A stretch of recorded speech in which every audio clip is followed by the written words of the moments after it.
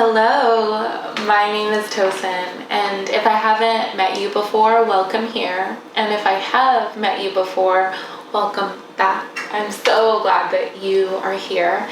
And as always, we're going to have a cozy chat today about what's recently been swirling around in my mind. I have gone through ebbs and flows and waves over the past few years, but most significantly over the past few months about friendship and just feeling inadequate, feeling like I don't have enough friends, that I don't have deep enough friendships, that I don't have community, and that I am not good enough. And that, of course, comes with feelings of discontentment and insecurity, and how I have been walking and learning through that, and the things that have genuinely and really helped me. So this is the video for the girl who doesn't have that many friends. What this is not is a video on 10 tips on how to make friends. This is not a video that's going to tell you to go to a yoga class and talk to the person next to you, or to text somebody and ask them on a friendship date and a coffee date. There's a place and there's a time for those tips, and I do think that they're useful, but I have found, as somebody who's really struggled and grappled with this, that it's so much deeper than that, and there is a fix or a way that we can grow through these feelings without actually doing anything or interacting with anyone. And this is also not a space that's going to be anti-friendship by any means. I so believe in the importance of really good friendship and really good community, but I just think that there's something broken about our mindsets as it comes to this, or at least there was something broken about mine, and I have a little feeling that I'm not the only one who's ever felt this way. I have really struggled in the past, I would say 6 to 8 months, with just feeling like I am no one's first choice. Feeling like everybody has a best friend or a best group of girlfriends, and just like they're people to which they are each other's first choice. Like, I've been thinking recently a lot about wedding stuff. I have a lot of friends who are getting married, and it's at the top of my mind, and I'm like, I don't have one person in particular, other than maybe my sister, who I would be confident about putting them as my maid of honor. And there's not one person in the world that I'm 100% confident that I would be their maid of honor. And that might seem a little bit ridiculous, but it's just one of those moments. Like, I think a wedding is just one of those life events where it reveals a lot about relationships. It's a life event where you feel like you want all the closest people to you there celebrating beside you, and so you essentially have to rank your friends.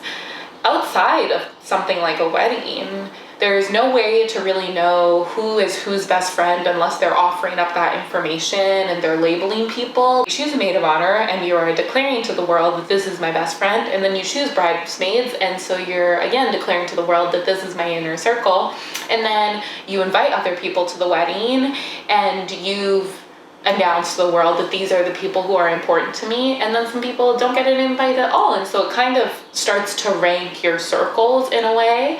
I've been finding that it's brought up a lot of insecurity, where maybe I'd be surprised that it's like, oh, I didn't get invited to this girl's wedding, and I wouldn't consider her a good friend of mine, and yikes, I guess we're not as close as I thought that we were, because she didn't even invite me to her wedding. And maybe it's small, and I'm sure that it's mostly family, and she has lots of friends from college and childhood and stuff like that, but it stings.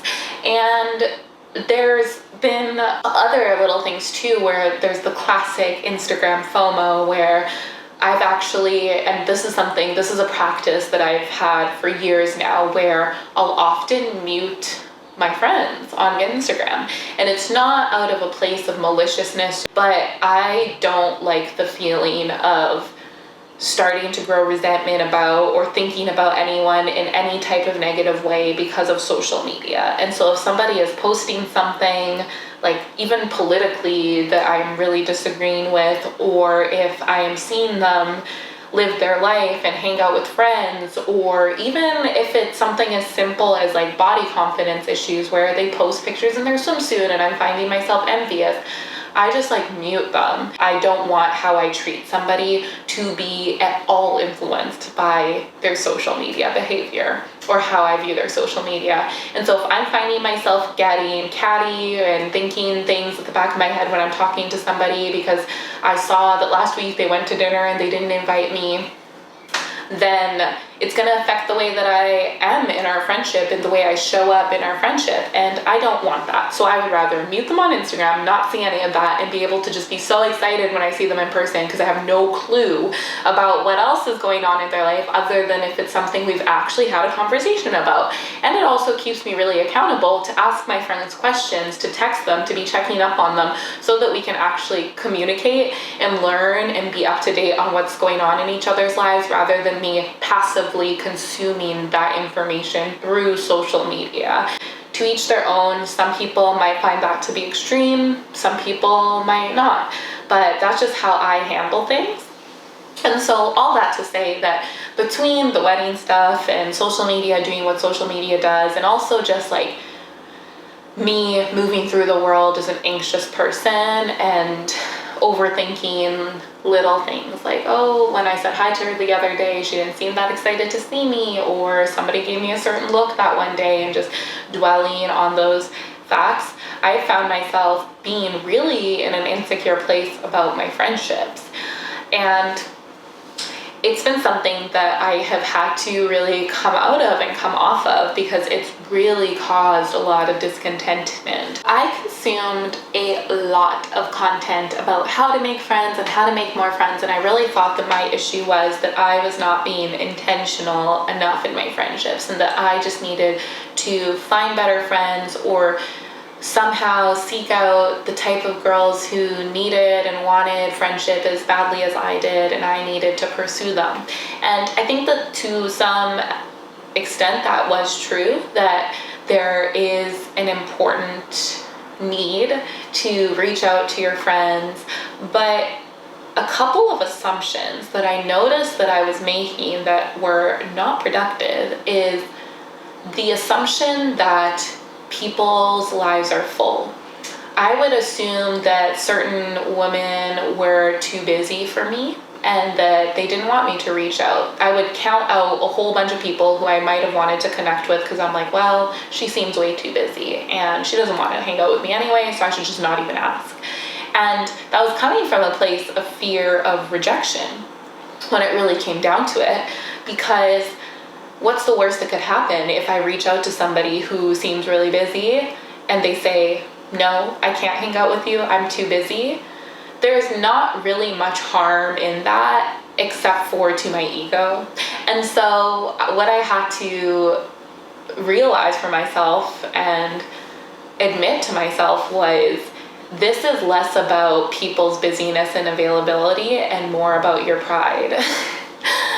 And that was a tough pill to swallow when I realized I could just be reaching out to people. Like, I've already rejected myself before anyone's even rejected me, just because I'm afraid of my pride getting bruised. And so I'm trying to figure out and orchestrate for myself whose calendar is available enough for me. But how am I supposed to know that? Like, how am I actually supposed to know that? Unless somebody has told me and expressed to me, I am too busy for friendship right now, I don't want anyone to reach out to me, there's absolutely no reason for me to just go ahead and assume that.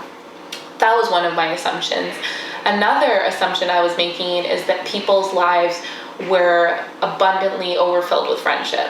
And so if I heard a woman talking about, oh, my best friend, or oh, I love my friends, or, you know, back to the social media piece, if I saw somebody who was posting a lot of their friends online and things like that, I would just assume that the space in their life for a new friendship is already full, occupied, that they already have their people and they're set and they don't want me bothering them. And that also came from a space of insecurity and fear from past situations where I felt like I'm really pursuing somebody as a friend, I really enjoy spending time with them, and they end up being more important to me than I am to them. And I do believe that friendships should be reciprocal. I think that if we end up in a situation where we are head over heels for somebody and they barely care about us, that can be really toxic and not good. But for the most part, there's always going to be a little bit of imbalance, It's very rare for you to be exactly on the same level with a friend. Even if maybe somebody would consider you their best friend, maybe you're single and they're not. And so there's actually another person who they're romantically involved with that they would prioritize more than you in certain situations. And that's a little bit of imbalance, even if you would both consider yourself best friends. And so I think I needed to accept the fact and sit in the uncomfortability of always having perfectly reciprocal friendships. And again, not rejecting myself before other people could reject me or even had the chance to reject or accept me. There were these kind of mindset blocks that were keeping me from building friendship, but maybe something even more meta, I guess, than that was something that I've noticed in the past few weeks, just something that God's been teaching me really recently, where I've been looking at my friendships with such a scarcity mindset and with such a heart of ungratefulness for what I've already been blessed with. And that's something that I've honestly needed to come to realization of in almost an apologetic way and turn around, because I am so blessed and there's so many wonderful women in my life that I can call friend, and there's so many wonderful women in my life that I could sit down and have a deep conversation with. But just because I did not have and do not have till date the movie like best friendship, like since diapers, we are each other's person, the Christina Meredith Grey type of energy, I have then taken up this mindset of self-pity about, well, why can't I find a best friend and everyone else can? But within that mindset is almost insulting and discounting what I do have and the friendships that I do have that are so sweet and so special. So I actually went through, there is a book that I listened to on Audible called The Life Council. I would definitely recommend it. I will link it below. Listening to that was kind of the start of this mindset shift for me. The author names about 12 different types of friendships that you should look to have in your life. And it's more coming from a place of counting your blessings than striving for what you don't have. There were types of friendships she mentioned, like the password protector is one of them that she named, like somebody who you really trust, like the type of friendship that you just do day-to-day life with, like the person who you see every single day, even if it's not the deepest friendship, but you just are in the same space. Maybe they're a coworker. There was like a business bestie, someone you can talk about work with, people you can talk about your hobbies with.